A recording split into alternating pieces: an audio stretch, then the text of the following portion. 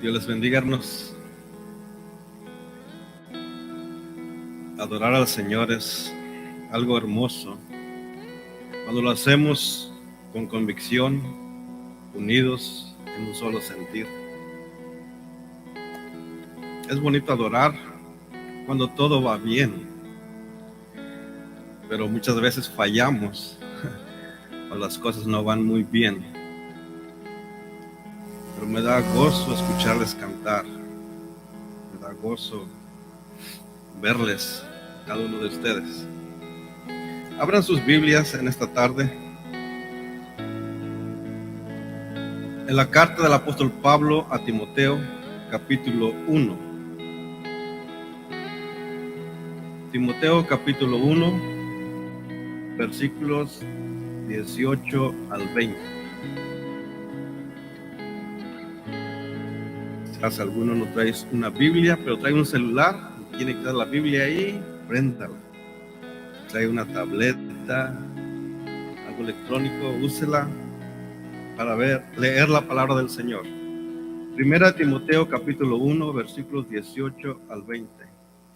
Estaré dando lectura a la traducción Biblia de las Américas y dice de la siguiente manera: esta comisión te confío, hijo Timoteo, conforme a las profecías que antes se hicieron en cuanto a ti, a fin de que por ellas pelees la buena batalla, guardando la fe y una buena conciencia, que algunos han rechazado y naufragaron en lo que toca a la fe.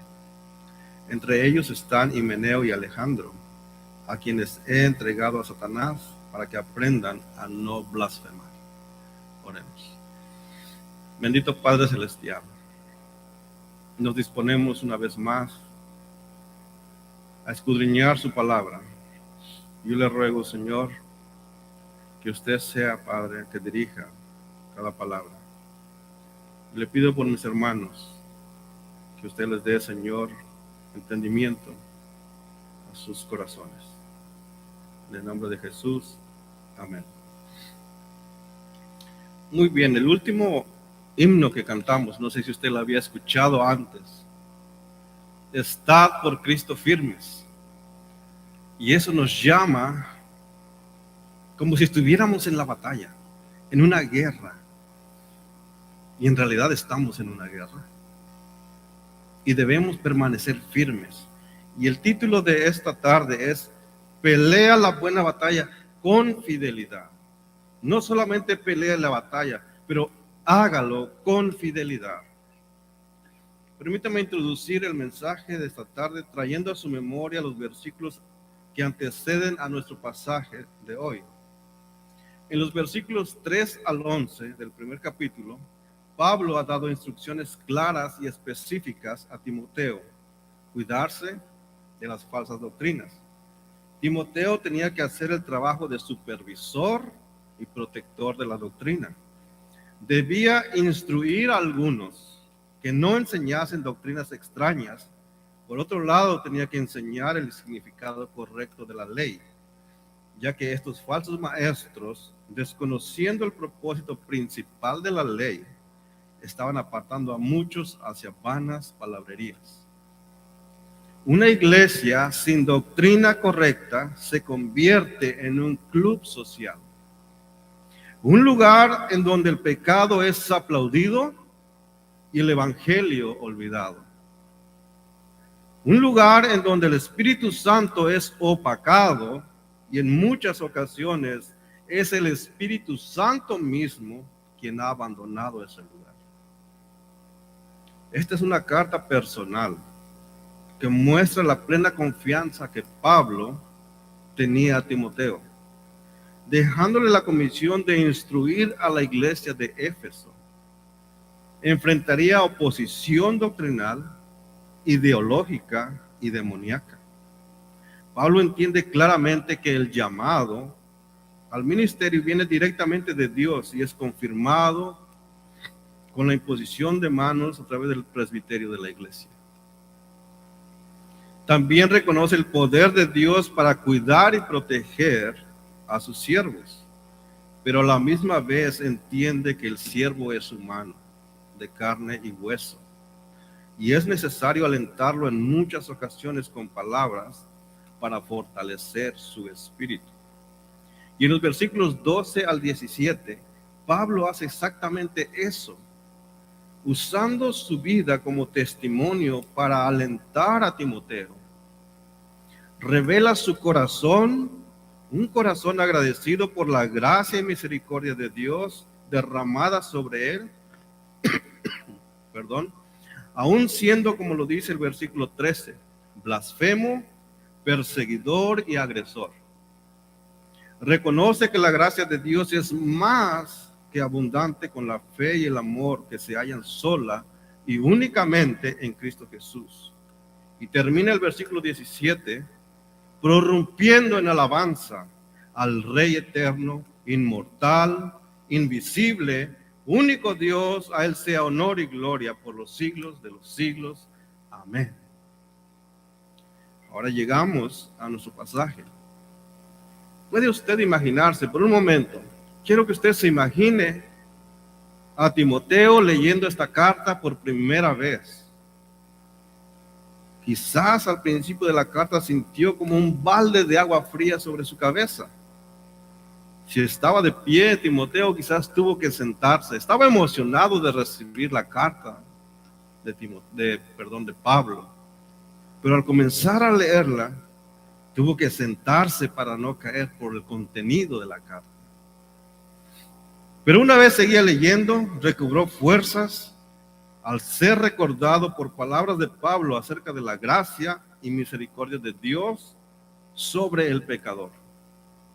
Timoteo, ahora preparado para seguir escuchando lo que Dios tiene que seguir diciendo. ¿Está preparado, Timoteo? Y así como Timoteo, preparemos también nosotros nuestro corazón.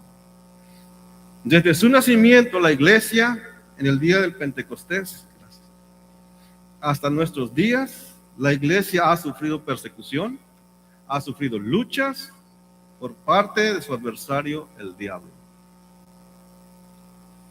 Esta enseñanza nos va a recordar que cada creyente es un soldado de Jesucristo.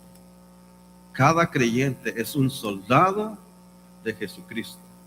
Y como soldado necesitamos permanecer firmes en la batalla. Muchas veces será necesario que seamos animados. En otras ocasiones confrontados.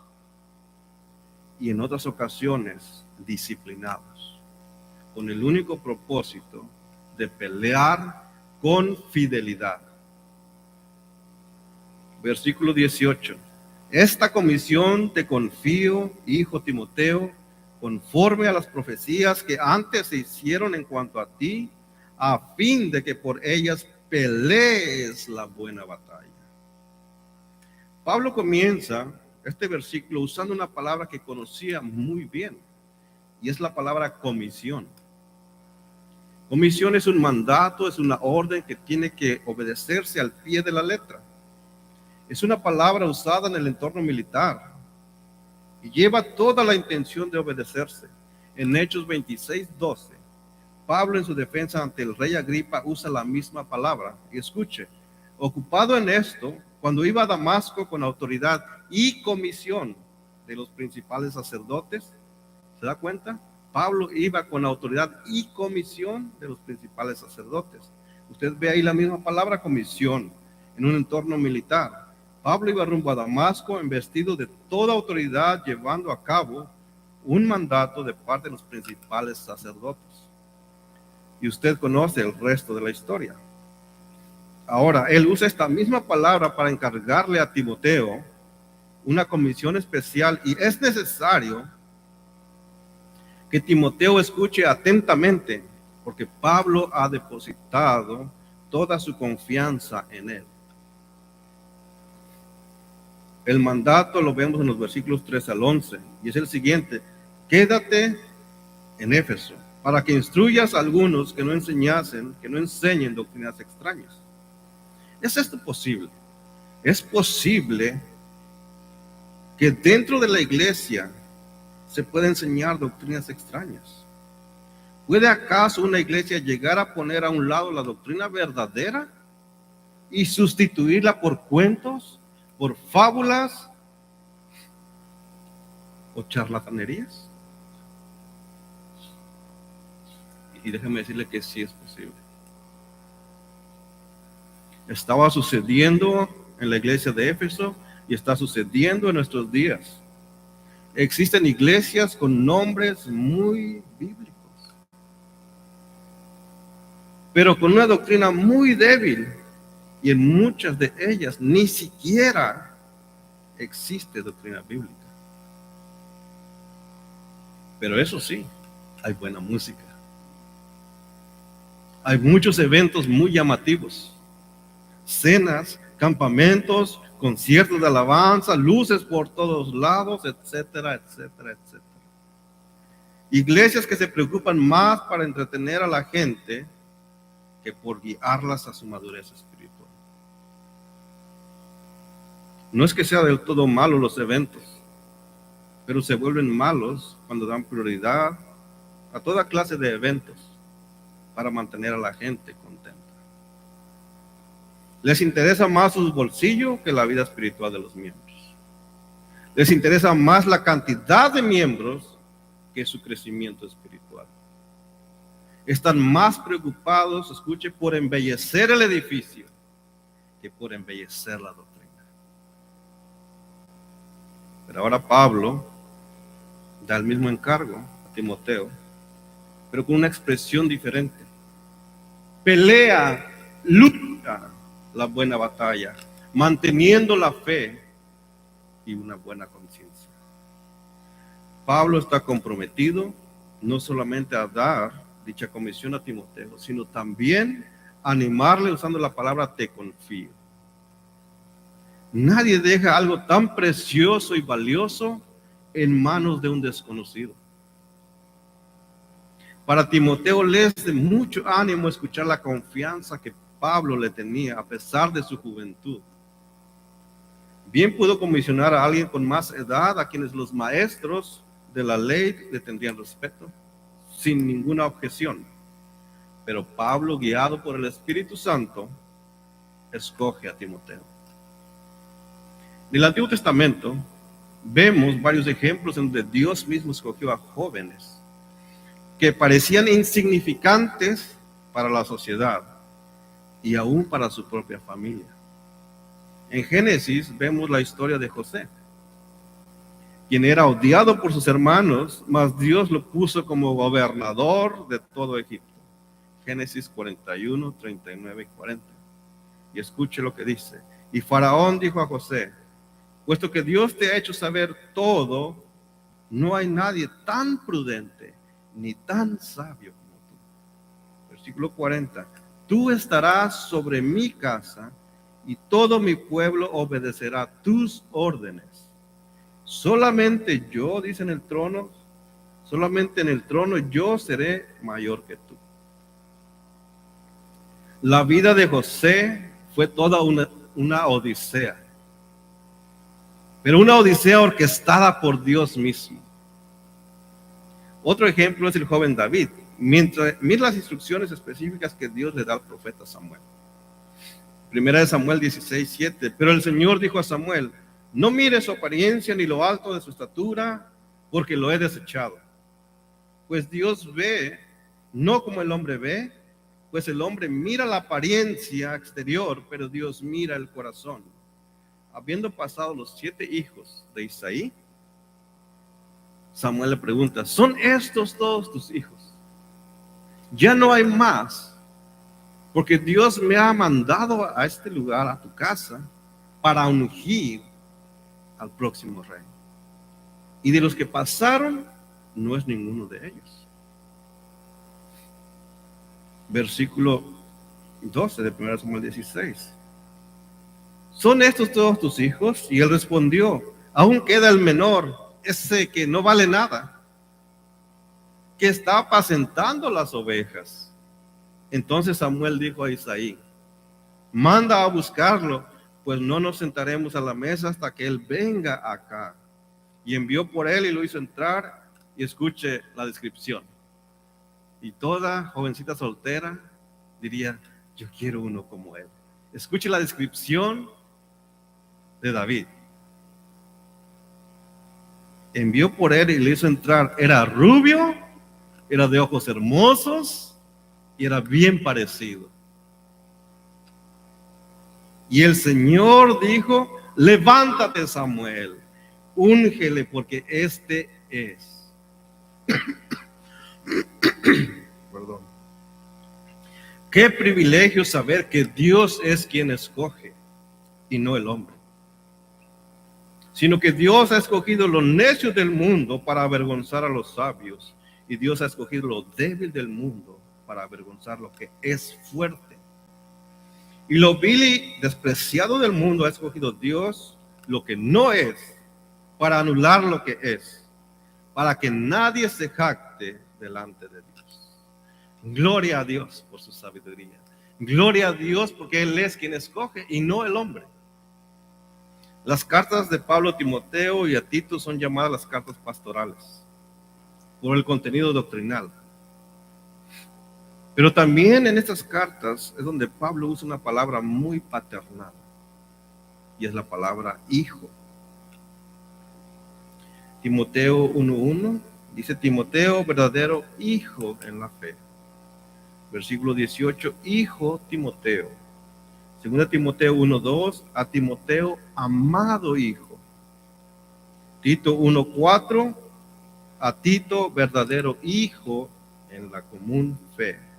No hay palabras más consoladoras para una persona que escuchar a su padre decirle hijo. Y aún más consolador es escuchar decirles amado hijo. Permíteme hacer un paréntesis aquí. Un paréntesis para hacer una exhortación, un consejo a todo padre de familia. ¿Es usted de las personas que llaman a su hijo por sobrenombres, apodos? ¿Cuándo fue la última vez que le dijo a su hijo cuánto lo ama? ¿O es usted de los que dicen que esas palabras son muy cursis? Yo soy muy macho, yo esas palabras no. Hay momentos que nuestros hijos pasan situaciones difíciles en las cuales no necesitan ser sermoneados, sino simplemente desean escuchar: hijo, te amo. Si han pasado varios días y en su hogar no se ha escuchado la palabra hijo con todo el sentido de la palabra, que hoy pueda ser un buen día para remediarlo. Sea cual sea la edad de su hijo, si ya no vive con usted, llámele, échele un telefonazo, pero dígale: hijo, te amo, hijo, te extraño. Cerramos paréntesis. Estas mismas palabras fueron las que escuchó Jesús en el monte de la transfiguración. Mateo 17:5. Mientras estaba aún hablando, he aquí una nube luminosa los cubrió, y una voz salió de la nube diciendo: este es mi hijo amado, en quien me he complacido. Dios Padre, usando esas mismas palabras, hijo amado, para declarar que está completamente satisfecho de la obediencia de su Hijo Jesucristo. Palabras que Jesús necesitaba escuchar porque estaba rumbo a la cruz. No solo eso, escuche esto: Dios mismo llama hijos a todos aquellos que creen, que confían en Jesucristo. Juan 1:12 dice: pero a todos los que le recibieron les dio el derecho de llegar a ser hijos de Dios, es decir, a los que creen en su nombre. Gálatas 3:25 y 26: pero ahora que ha venido la fe, ya no estamos bajo ayo, pues todos sois hijos de Dios mediante la fe en Jesucristo.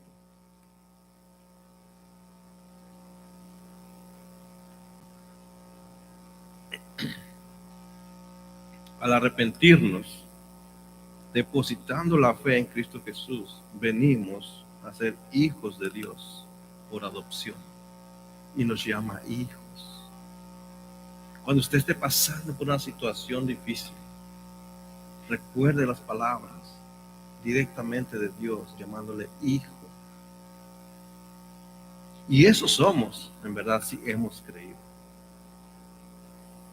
Pablo usa esa misma expresión, hijo, una palabra cargada de amor hacia Timoteo para animarle, recordándole también las muchas profecías que muchos habían dicho acerca de él, conforme a las profecías que antes se hicieron en cuanto a ti. Timoteo, yo confío en ti, te amo como a un hijo, pero también hay profecías que se han dicho en cuanto a ti que son verdad. Primera Timoteo 4:14, no descuides el don espiritual que está en ti, que te fue conferido por medio de la profecía con la imposición de manos del presbiterio. Segunda Timoteo 1:6, por lo cual te recuerdo que avives el fuego del don de Dios que hay en ti por la imposición de mis manos. Dios es quien llama al ministerio. La iglesia, guiada por el Espíritu Santo, es quien confirma dicho llamamiento y lo hace con la imposición de manos, orando por quien es llamado. Pablo está usando todas las evidencias claras del llamamiento que Dios ha dado a Timoteo para animarle a pelear, a luchar la buena batalla. Es necesario que Timoteo se sintiera fortalecido, como todo un guerrero cuando va a la batalla. En el Antiguo Testamento los guerreros usaban una armadura para poder combatir. Y todo guerrero tenía que pasar por un arduo entrenamiento para poder pelear con la armadura puesta. No cualquier persona podía usarla. Lo vemos en el relato del enfrentamiento entre David y Goliat. Primera de Samuel 17:38 dice lo siguiente: Saúl vistió a David con ropas militares, le puso un yelmo, o sea, un casco de bronce en la cabeza y lo cubrió con una armadura. El propósito, el deseo era bueno. David iba a ir a pelear contra Goliat y él no tenía una armadura. Le pone su propia armadura, pero mire lo que pasa. David se ciñó la espalda sobre su ropa y trató de caminar, pero no se las había probado antes. Entonces David dijo a Saúl: no puedo caminar con esto, pues no tengo experiencia con ellos. Y David se las quitó. Todos los espectadores que presenciaron el enfrentamiento entre David y Goliat sabían que era una pelea injusta. Imagínense, por un lado Goliat, un gigante, todo un guerrero adiestrado para cualquier batalla y con una armadura sobre su cuerpo. Por otro lado estaba un joven indefenso, rubio, de hermoso parecer, de estatura normal y sin armadura alguna sobre él. Pero escuche lo que dijo David, versículo 45. Entonces David dijo al filisteo: tú vienes a mí con espada, lanza y jabalina, pero yo vengo a ti en el nombre del Señor de los ejércitos, el Dios de los escuadrones de Israel, a quien tú has desafiado. Y ese día Dios le dio la victoria al pueblo de Israel a través del valiente joven David. Que el Señor levante más jóvenes el día de hoy como David, como José, como Daniel. Necesitamos. Pero necesitamos capacitarlos. Necesitamos invertir tiempo en ellos. Porque es la generación a la que nosotros le vamos a confiar la fe, nuestras creencias, la palabra del Señor. Cuán importante es para el creyente saber que es Dios quien pelea por nosotros y no nosotros en nuestras propias fuerzas. Timoteo está siendo comisionado para estar frente a la batalla, pero a la diferencia de las batallas que el pueblo de Israel se enfrentó en el Antiguo Testamento, cuerpo a cuerpo, la batalla a la cual el apóstol Pablo se refiere es una batalla espiritual. No es visible. Permítame ser puntual en esta porción del sermón. Todo ser humano, creyente y no creyente, se encuentra en esa batalla. una batalla en una guerra espiritual. Y toda guerra, como usted bien lo sabe, está formado por dos ejércitos que combaten entre sí. La pregunta es la siguiente: ¿en cuál ejército está usted? Solo hay dos. ¿En cuál ejército? ¿De qué lado está usted? ¿Está en el ejército liderado por Satanás? ¿O está del otro lado, en el ejército vencedor, en donde Dios, el Todopoderoso, es quien va al frente de la batalla? ¿Quién es su capitán? ¿Es Jesucristo o es Satanás? Usted quizás pueda decir: yo estoy del lado de Jesucristo. Él es mi Señor, Él es mi capitán. Mi pregunta para usted es la siguiente: ¿conoce usted a su capitán? O déjeme decirlo de esta manera: ¿su capitán le conoce a usted? Porque si usted no está seguro, puede llevarse una gran sorpresa en el día del juicio. Y qué terrible sería escuchar las siguientes palabras de boca del gran juez: entonces les declararé, jamás los conocí. Apártense de mí los que practican la iniquidad o la maldad. Hoy es un día para reflexionar. ¿De qué lado está usted peleando? Espero que hoy pueda estar seguro de estar en el lado correcto, guiado y liderado por medio del Espíritu Santo. En ambos lados se sufre, en ambos lados hay dolor, en ambos lados hay herido, pero solamente un lado obtiene el triunfo. No pueden tener el triunfo los dos, solamente un lado. Y déjeme decirle que esta batalla ya ha sido ganada. Ya hay un ganador y se llama Jesucristo. Él es el vencedor, Él es el ganador. Venga a Él, corra a Él, hacia la única persona que puede salvarle y darle la victoria. Venga a Jesucristo en arrepentimiento genuino. Todo lo que el Padre me da, vendrá a mí, y el que a mí viene, de ningún modo le echaré fuera. Juan 6:37. No tenga temor de ser echado fuera, no le echará fuera, venga a Él. Y así llegamos a nuestro versículo 19. Después de haber recibido palabras de ánimo, ahora veamos cómo debe luchar.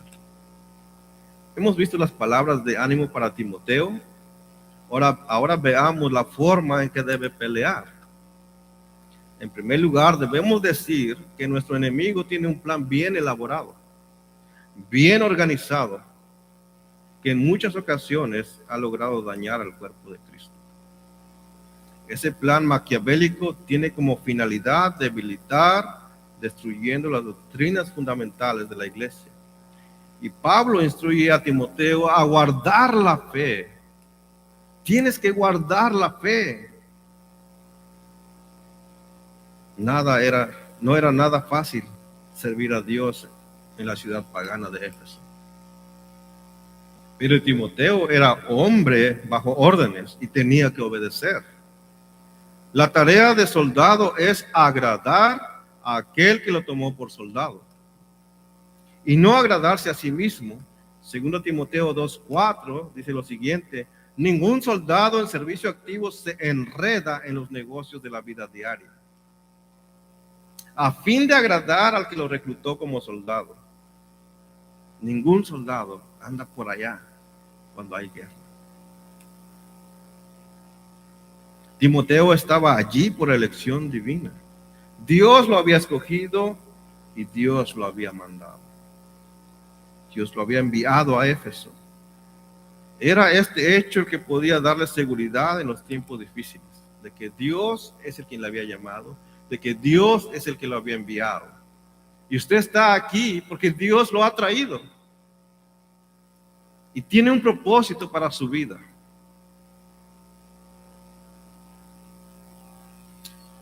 Mire lo que dice Warren Wiersbe en el comentario en este versículo. Si somos siervos de Dios, llamados por el Espíritu y obedientes a su voluntad, entonces podemos permanecer en la obra y terminar el trabajo. Lo voy a repetir una vez más. Si somos siervos de Dios, llamados por el Espíritu y obedientes a su voluntad, entonces podemos permanecer en la obra y terminar el trabajo. Fin de la cita. Estas garantías hacían que Timoteo peleara la buena batalla. Guardar la fe es pelear la batalla. Al pelear la batalla contra los errores y los seguidores del error, debe mantenerse aferrado a la verdad del Evangelio. No puede irse para un lado, debe mantenerse firme, fiel ante las falsas doctrinas. 2 Timoteo 2:17, Pablo da una descripción de la amenaza de esas falsas doctrinas, acerca de estos maestros, de esos falsos maestros, y su palabra se extenderá como gangrena, entre los cuales están Himeneo y Fileto. La palabra, la falsa doctrina, se extiende rápidamente. Y dígame usted que trabaja quizás en el pasto, en las yardas, ¿acaso no la hierba mala, eso sin echarle agua surge? La falsa doctrina no necesita mucho tiempo, se va muy rápido, se esparce muy rápido. Y dice aquí, se extenderá como gangrena. La gangrena es la muerte del tejido a causa de una falta de riego sanguíneo o de una infección grave por bacterias. Esa es la gangrena. Las falsas doctrinas tienen como consecuencia la muerte espiritual. Ese es su propósito, esa es su finalidad. Vemos aquí mencionado a Himeneo, quien era uno de los falsos maestros, y lo que estaba enseñando es lo siguiente: enseñaba que la resurrección ya había tenido lugar. La resurrección es la esperanza de todo creyente. Y como resultado, la fe de algunos estaba siendo trastornada. La resurrección es la maravillosa esperanza del creyente, y eso sucederá en la segunda venida de nuestro Señor y Salvador Jesucristo. 1 Tesalonicenses 4:13 y 16 al 18.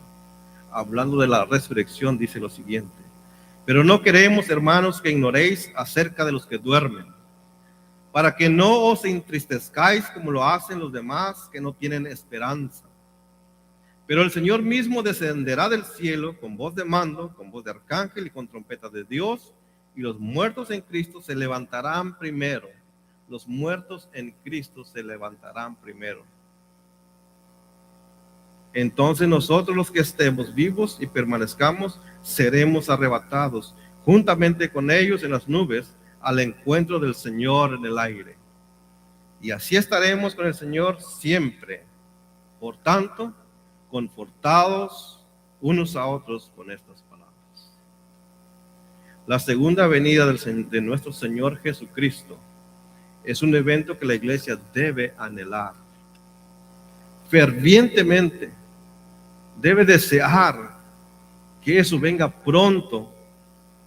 No es un tema que debe dar miedo, sino esperanza. Señor, ven pronto, ya deseo estar contigo.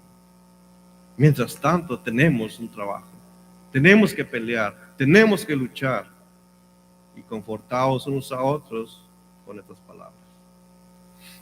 Otra de las falsas doctrinas con las cuales Timoteo tenía que luchar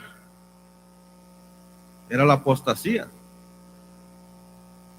1 Timoteo 4:1 dice lo siguiente: pero el Espíritu dice claramente que en los últimos tiempos algunos apostatarán de la fe, algunos abandonarán la fe. En los últimos tiempos. Y muy probable que nosotros estemos viviendo uno de los últimos tiempos, porque muchos están abandonando la fe. La palabra del Señor se está haciendo ausente en los púlpitos, sustituyéndola por cualquier charla motivacional. Dice que en los últimos tiempos algunos apostatarán de la fe, prestando atención a espíritus engañadores y a doctrinas de demonios. Esta advertencia de Pablo a Timoteo está en completa armonía con lo que enseña el apóstol Pablo en Colosenses 2, 16 al 18.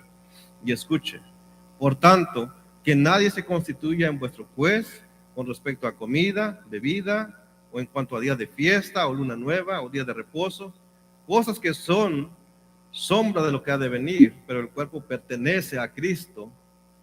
Nadie os defraude de vuestro premio, deleitándose en la humillación de sí mismo y en la adoración de los ángeles, basándose en visiones que ha visto, hinchado sin causa por su mente carnal. Cuidado con lo que escucha. Cuidado a dónde va. Es cierto que la tecnología nos ha ayudado, es un gran beneficio, pero cuidado con lo que escucha. El enemigo es muy astuto.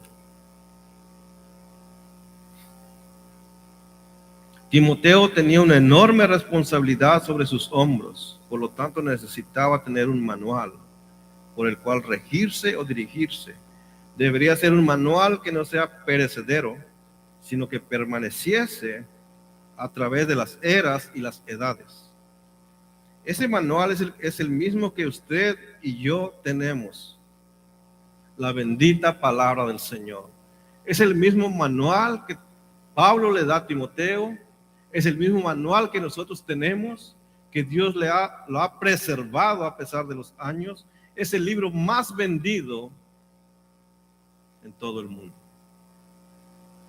Segunda Timoteo 3:16 dice, en referente a la Escritura, toda la Escritura es inspirada por Dios y útil para enseñar, para reprender, para corregir, para instruir en justicia, a fin de que el hombre de Dios sea perfecto, equipado para toda buena obra. No hay excusa. Tenemos la palabra del Señor. Existirán infinidad de falsas enseñanzas, pero únicamente una sola palabra fiel, verdadera, inerrante, a la cual hacemos bien en escucharla, leerla, meditarla, estudiarla, pero sobre todo practicarla. De nada sirve tener todo el conocimiento de lo que dice la Escritura si no lo practicamos.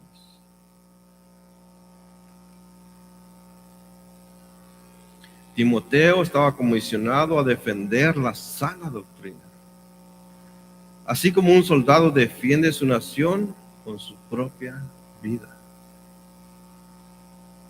John MacArthur, en su comentario al versículo 2 de 1 Timoteo, capítulo 1, versículo 2, menciona 5 cualidades que caracterizaban a Timoteo. Y lo hace muy bien. Y escucha estas 5 cualidades de Timoteo, dichas por John MacArthur. 1, una fe auténtica. Timoteo tenía una fe auténtica. 2, Timoteo tenía una obediencia constante, todo el tiempo.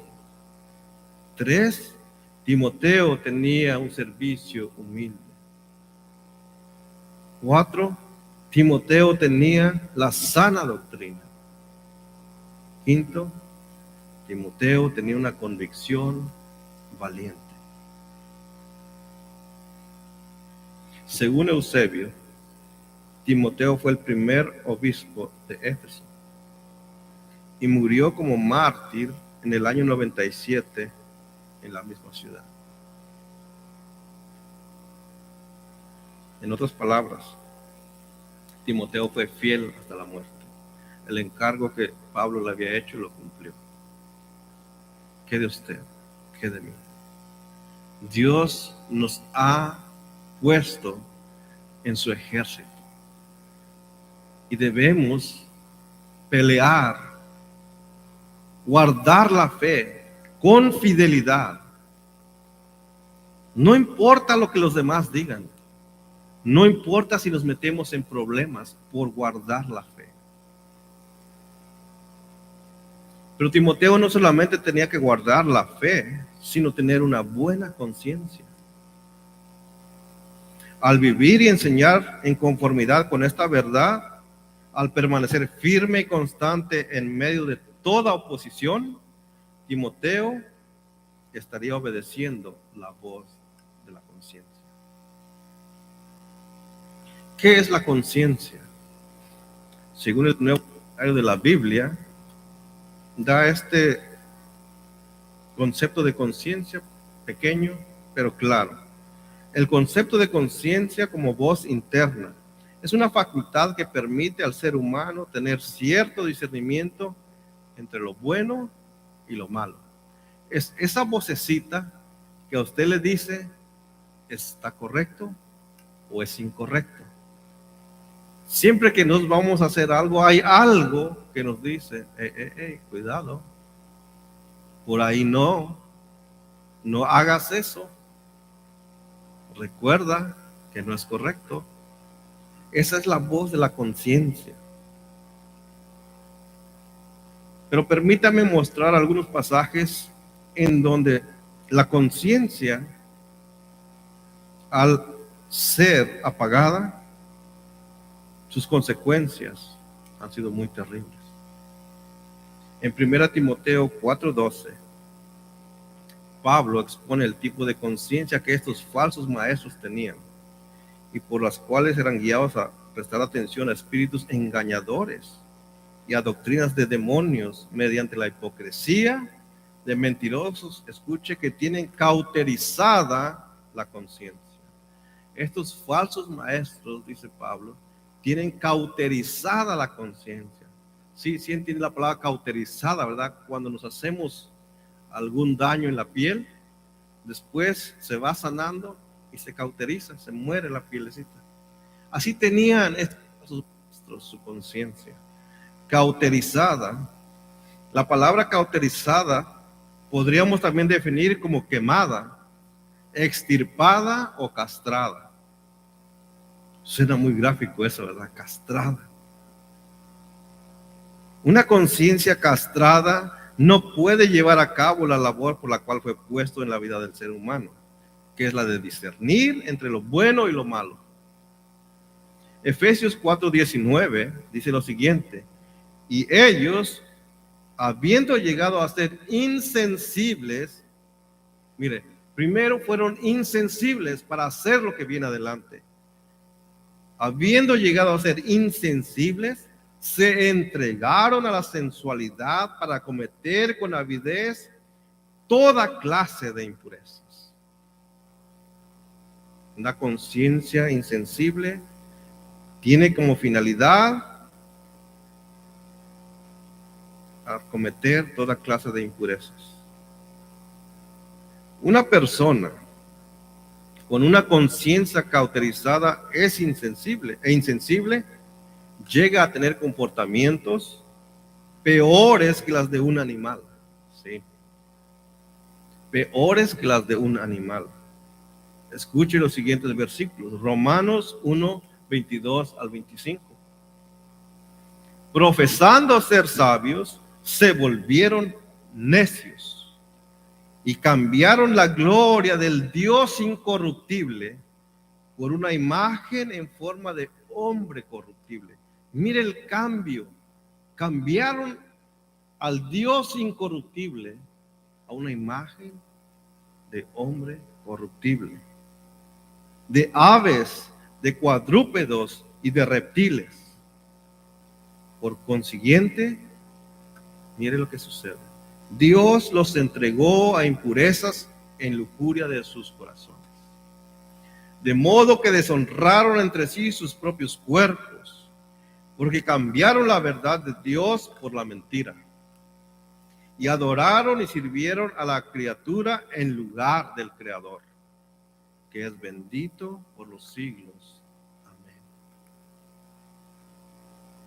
Una conciencia insensible deshonra a Dios.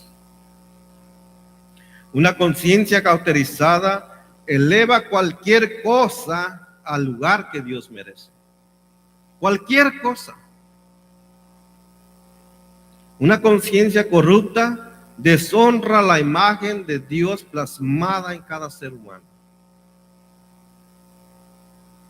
Una conciencia dañada, quemada, extirpada y castrada es abandonado por Dios mismo. Dios mismo los abandona. Versículo 26 de Romanos 1. Dios los entregó, Dios los abandonó a pasiones degradantes. Versículo 28. Dios los entregó, Dios los abandonó a una mente depravada. Cuando el pecado ha llegado a su límite, solo espera el juicio de Dios. Génesis 6:3. Entonces el Señor dijo: no contenderá mi espíritu para siempre con el hombre, porque ciertamente él es carne. Serán pues sus días 120 años. No para siempre mi espíritu va a estar contendiendo con el hombre. Llega un momento en que la paciencia de Dios llega a sus límites. Esa palabra contender significa que llega un momento en el cual la paciencia de Dios para con el hombre pecador llega a su límite. Y lo siguiente es actuar conforme a su justicia, castigando al pecador con la muerte. Génesis 6:5. Y el Señor vio que era mucha la maldad de los hombres en la tierra, y que toda la intención de los pensamientos de su corazón era solo hacer siempre el mal. Y Dios decide, después de que su paciencia llega a los límites, mandar un diluvio sobre la tierra y poner fin a toda carne. Dios ha mostrado, y Dios lo hará otra vez. El aspecto positivo de una verdadera conciencia, una buena conciencia, es la fe. Porque una buena conciencia no solamente aborrece el mal, sino que adopta lo que es correcto. Tenemos que aborrecer el mal, pero al aborrecer el mal tenemos que amar lo que es correcto. Esa fe es verdadera y genuina. Cuando usted empieza a aborrecer el mal y empieza a desear lo que es correcto, está comenzando Dios a obrar en su vida. Una buena conciencia es importante para una buena batalla y un buen ministerio. H.L. Mencken definió la conciencia de la siguiente manera, y cito: voz interna que nos advierte que alguien nos está viendo. Esa es la voz interna, como la define Mencken.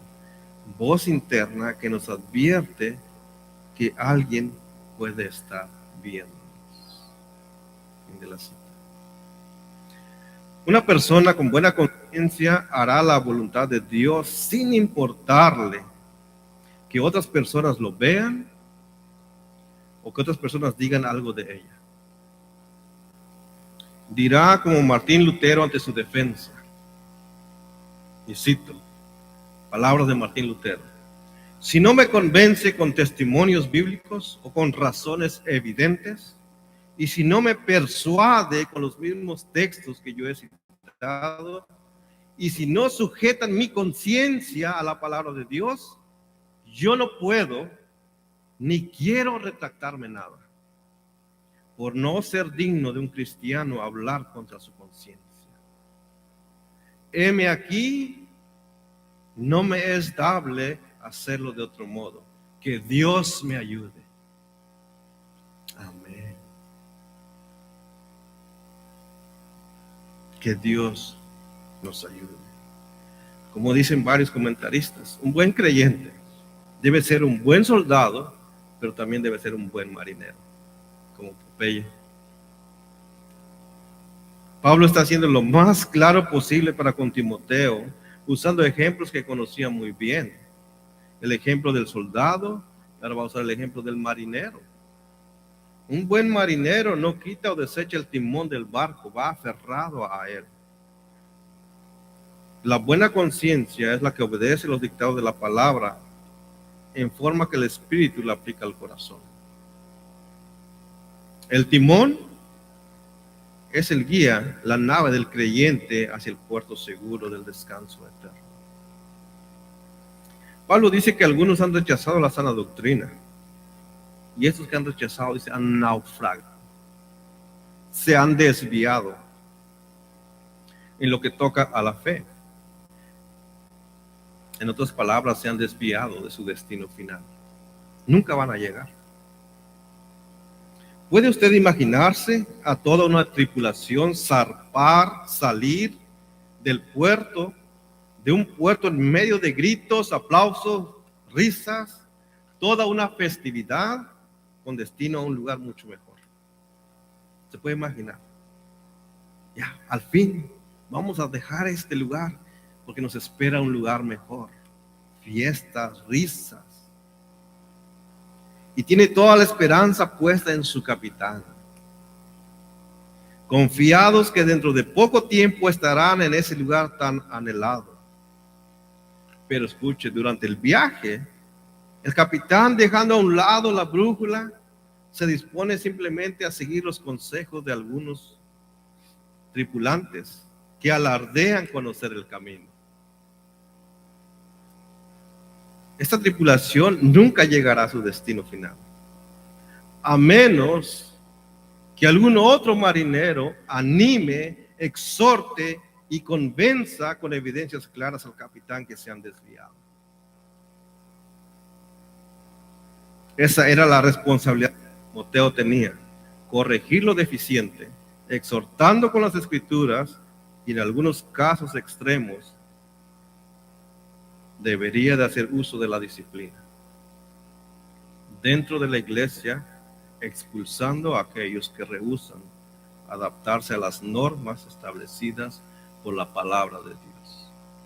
Disciplina es algo que en nuestros días en las iglesias brilla por su ausencia. Que Dios nos guarde y que Dios nos ayude a aplicar la disciplina cuando sea necesario, por el bien del hermano, por el bien de la iglesia, por el bien del cuerpo de Cristo. En el versículo 20, Pablo va a mostrar a Timoteo lo que se debe hacer en casos extremos de desobediencia a la sana doctrina. Menciona a dos personas, dos falsos maestros, Himeneo y Alejandro. Y dice esto: a quienes he entregado a Satanás, para que aprendan a no blasfemar. Timoteo, va a haber ocasiones que tienes que llegar hasta el final, sacarlos de la iglesia. Estamos seguros de que Pablo, antes de llegar a expulsar a estas dos personas de la iglesia, primero siguió los pasos de disciplina establecidos por Jesús en Mateo 18, versículos 15 al 20. ¿Cuáles son esos pasos?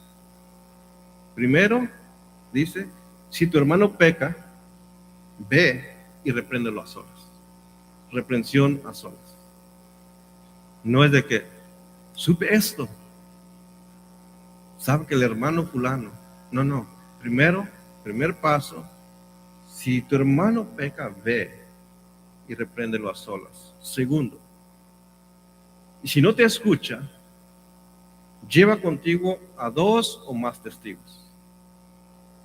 Porque es importante que mi hermano mire que está mal.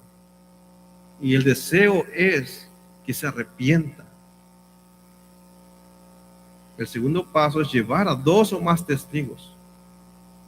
Y si no, tiene que ir al tercer paso. Tercer paso: si rehúsa escucharlos, dilo a la iglesia. Eso va a ser vergonzoso. Pero como no sucede hoy en la iglesia, por eso los miembros no tienen miedo. No hay disciplina, se comportan como quieren. Pero si esto se aplicara, la iglesia sería una iglesia que en verdad honra el nombre de Dios. Y si también rehúsa escuchar a la iglesia, mire, sea para ti como gentil y recaudador de impuestos. En otras palabras, sácalo. Ya no es parte. ¿Con qué propósito? Para que él se sienta solo, para que él se sienta aislado y que recapacite y que regrese al lugar que pertenece, si es un verdadero creyente. Existe otro caso en las Escrituras en donde se menciona la expulsión de un miembro de la iglesia. Y este caso lo encontramos en 1 Corintios capítulo 5. Pablo, tratando con temas de inmoralidad dentro de la iglesia, dice lo siguiente. 1 Corintios capítulo 5 dice: en efecto, se oye que entre vosotros, mire esta iglesia, hay inmoralidad, y una inmoralidad tal y como no existe ni siquiera entre los gentiles, al extremo de que alguno tiene la mujer de su padre. Estaba pasando en la iglesia. La inmoralidad en la iglesia es un pecado muy grave. Todos son graves, pero este tipo de pecado es un pecado la cual no debería existir.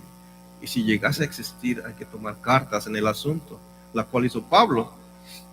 Esta iglesia estaba permitiendo que dicha persona siguiera llamándose cristiano y le decían hermano.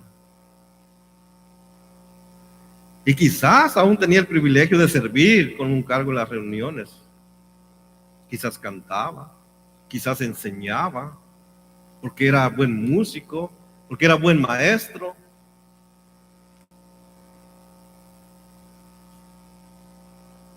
A lo cual Pablo da un ultimátum en el versículo 5. Entregada a ese tal a Satanás para la destrucción de su carne, a fin de que su espíritu sea salvo en el día del Señor Jesucristo. Mire el propósito, es que sea salvo. La disciplina tiene un propósito bueno. Ver el error, hacer ver el error al hermano. Amarle a tal punto de que él reconozca su error, disciplinándole, para que sea salvo, para que permanezca fiel. La disciplina aplicada correctamente en la iglesia glorifica a Dios. La disciplina aplicada correctamente representa el amor de Dios para sus hijos. Job 5:17. Mire lo que dice Job. He aquí cuán bienaventurado es el hombre a quien Dios reprende. Bienaventurado es dichoso, es feliz. Cuán feliz debe ser el hombre a quien Dios reprende. Pero ¿qué pasa con nosotros? Cuando nos disciplinan, mejor nos vamos. No, dice Job, no. Cuán dichoso es el hombre a quien Dios reprende. No desprecies pues la disciplina del Todopoderoso. Proverbios 3, 11 y 12.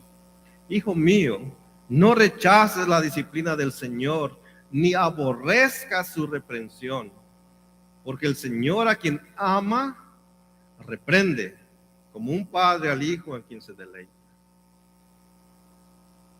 Gracias a Dios por su disciplina. Hebreos 12, 6. Porque el Señor al que ama disciplina, y le usa una palabra más fuerte. Porque el Señor al que ama disciplina y azota a todo aquel que recibe por hijo. Es muy gráfico, pero quiere que entendamos que la disciplina no es mala, es buena. Nace en el corazón de Dios.